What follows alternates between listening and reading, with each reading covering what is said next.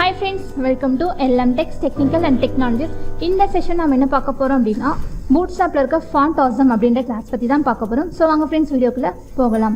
First fontawesome னா என்னன்னு தெரிஞ்சுக்கலாம். சோ fontawesome அப்படிங்கிறது ஒரு ஐகான்ஸ் மாதிரி ஓகேங்களா. சோ இப்போ வந்து WhatsApp அப்படிங்கறது நம்ம ஒவ்வொரு டைமும் டைப் பண்ணிட்டே இல்லாம இந்த Bootstrapல இருக்க fontawesome அப்படிங்கற ஐகான் யூஸ் பண்ணி நம்ம ஜஸ்ட் என்ன பண்ணிக்கலாம்னா அது ஐகானாவே கொண்டு வந்துக்கலாம் ஓகேங்களா. சோ இதுதான் फ्रेंड्स fontawesome அப்படிங்கிறது. இத வந்து யாரெல்லாம் யூஸ் பண்ணுவாங்க அப்படினா டிசைனர்ஸ் கண்டிப்பா இத யூஸ் பண்ணுவாங்க. சோ இந்த fontawesome இல்லாத ஒரு வெப் பேஜ் கண்டிப்பா கிடையாது.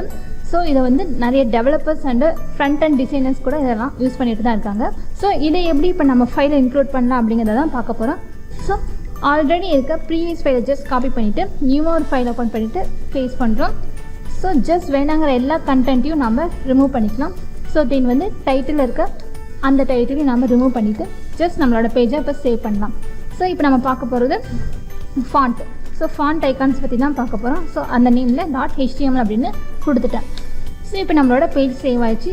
ஸோ நமக்கு டைட்டில் கொடுத்தலாம் நம்ம பேஜோட டைட்டில். ஸோ fontawesome ஐகான் அப்படிங்கிறத நான் தந்துடுறேன்.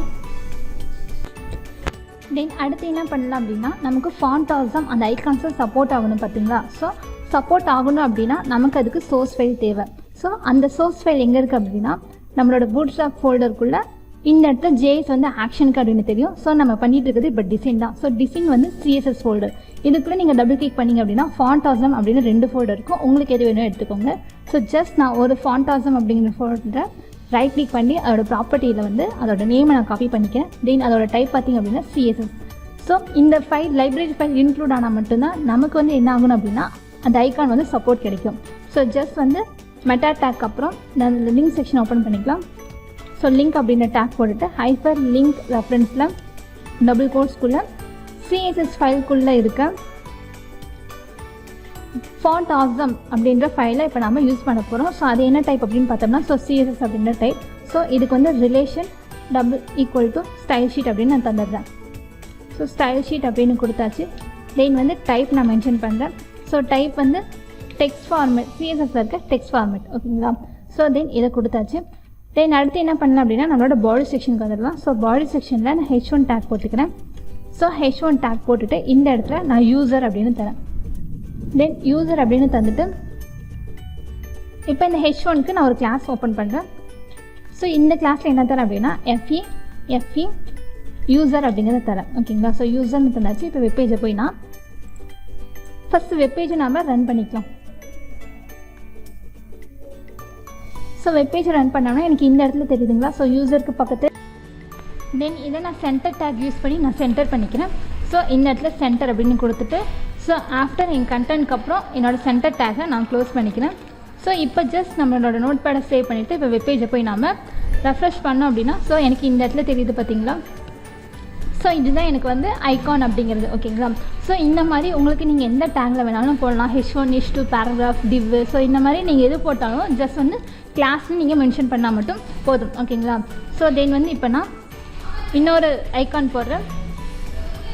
ஸோ இதை வந்து பேராகிராஃப் டேக்கில் போடுறேன். ஸோ ஜஸ்ட் பேராகிராஃப் டேக் அப்படின்னு கொடுத்துட்டு அந்த டேக்கை நான் க்ளோஸ் பண்ணிடுறேன்.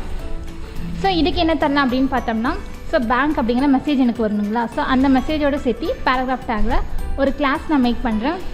கிளாஸ் = டபுள் கோட்ஸ்குள்ளே fa பேங்க் அப்படிங்கிறத நான் தரேன். ஸோ ஜஸ்ட் இப்போ ரெஃப்ரெஷ் பண்ணுறதுக்கு முன்னாடி நான் வந்து ஒரு பிரேக் கொடுத்துக்கிறேன் ஓகேங்களா. h1 டேக்கும் p1 டேக்கும் நடுவில் நான் ஒரு பிரேக் கொடுத்துக்கிறேன். ஸோ இப்போ ரெஃப்ரெஷ் பண்ண அப்படின்னு பார்த்தோம்னா ஸோ எனக்கு இந்த இடத்துல பேங்க்குக்கான ஐகான் இருக்குது ஓகேங்களா. ஸோ இந்த மாதிரி ஐகான்ஸ்லாம் நெட்டில் நிறையாவே அவைலபிளாக இருக்குது ஃப்ரெண்ட்ஸ். கரண்ட் வெர்ஷன்ஸ்லாம் நம்ம யூஸ் பண்ணோம் அப்படின்னா இதுக்கு சோர்ஸ் ஃபைல் கண்டிப்பாக தேவை. அதையுமே நீங்கள் நெட்லேருந்து நீங்கள் காப்பி பண்ணி உங்கள் சோர்ஸ் ஃபைலோட நீங்கள் இன்க்ளூட் பண்ணிக்கலாம். ஸோ இங்கே நம்ம என்ன பண்ணியிருக்கோம்னா நம்மக்கிட்ட இருக்க லைப்ரரி ஃபைலை வச்சு இன்க்ளூட் பண்ணி நம்ம இதை மேக் பண்ணியிருக்கோம். ஸோ அடுத்ததாக ஒன்று டேக் போடலாம். ஸோ இந்த கிளாஸை நீங்கள் எந்த மாதிரியான டேக்கோட நீங்கள் யூஸ் பண்ணிக்கலாம். தென் வந்து ஒரு பிரேக் கொடுத்துட்றேன். ஸோ பிரேக் கொடுத்துட்டு அடுத்த டேக் என்ன போடலாம் அப்படின்னு பார்த்தோம்னா ஸோ நான் போல்ட் டேக்கில் போடுறேன். So just bold tag open பண்ணிவிட்டு இந்த போல்ட் டேக்கை நான் க்ளோஸ் பண்ணுறேன். ஸோ இந்த போல்ட் டேக்குள்ள என்ன வரணும் அப்படின்னு பார்த்தோம்னா தென் வந்து நான் யூசர்ஸ் அப்படின்னு தரேன். ஸோ யூசர்ஸ் அப்படின்னு கொடுத்துட்டு தென் போல்ட் டேக்குள்ள நான் ஒரு கிளாஸ் மேக் பண்ணுறேன். ஸோ கிளாஸ் = டபுள் கோட்ஸ்குள்ளே fa -users அப்படின்னு நான் தரேன். ஸோ ஜஸ்ட் யூசர்ஸ்னு கொடுத்துட்டு இப்போ வெப் பேஜை போய் நான் ஜஸ்ட் ரெஃப்ரெஷ் பண்ணுறேன். ஸோ இந்த இடத்துல பார்த்தீங்க அப்படின்னா தெரியும் அது என்ன யூசர்ஸ் அப்படின்னு கேட்குறீங்களா.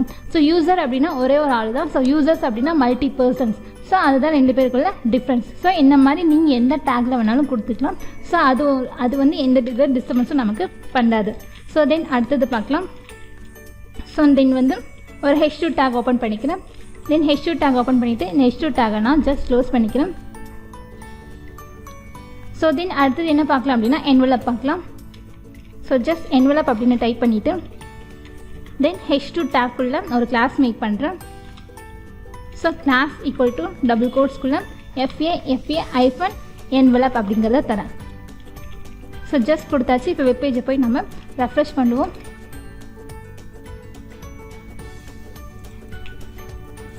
So ENVE. ஸோ ஜஸ்ட் இப்போ போய் ரெஃப்ரெஷ் பண்ணுவோம். ஸோ எனக்கு என்வலப் மாதிரி எனக்கு ஒரு ஐகான்ஸ் கிடச்சிருக்கு. ஓகேங்களா. ஸோ தென் அடுத்து என்ன பார்க்கலாம் அப்படின்னா ஜஸ்ட் ஒரு பிரேக் கொடுத்துக்கலாம். ஸோ பிரேக் கொடுத்துட்டு அடுத்ததாக வந்து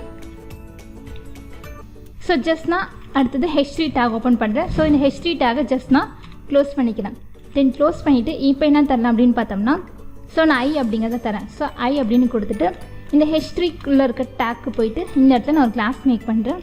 ஸோ டபுள் கோட்ஸ்குள்ளே FA ஐகான் ஐயா எனக்கு வரணும். ஸோ I அப்படின்னு கொடுத்துட்டேன். ஸோ இப்போ வெப் பேஜை போய் ரெஃப்ரெஷ் பண்ணோம் அப்படின்னா எனக்கு I மாதிரி எனக்கு ஒரு ஐகான் கிடச்சிருக்கு.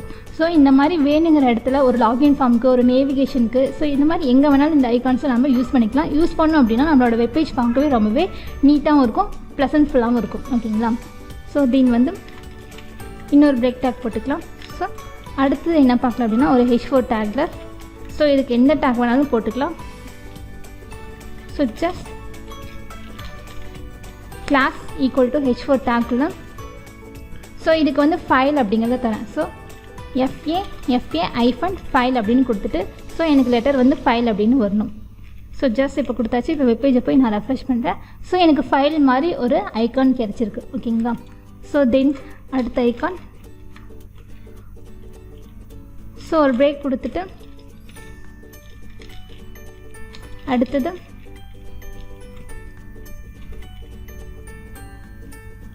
H5 டேக் ஓப்பன் பண்ணிக்கிறேன். ஸோ H5 டேக்கை ஜஸ்ட் க்ளோஸ் பண்ணிவிட்டு அடுத்தது என்ன பார்க்கலாம் அப்படின்னா மேப் அப்படிங்கிறது. ஸோ ஜஸ்ட் நான் மேப் அப்படிங்கிறதையும் இந்த இடத்துல நான் டிஸ்ப்ளே பண்ணிக்கிறேன்.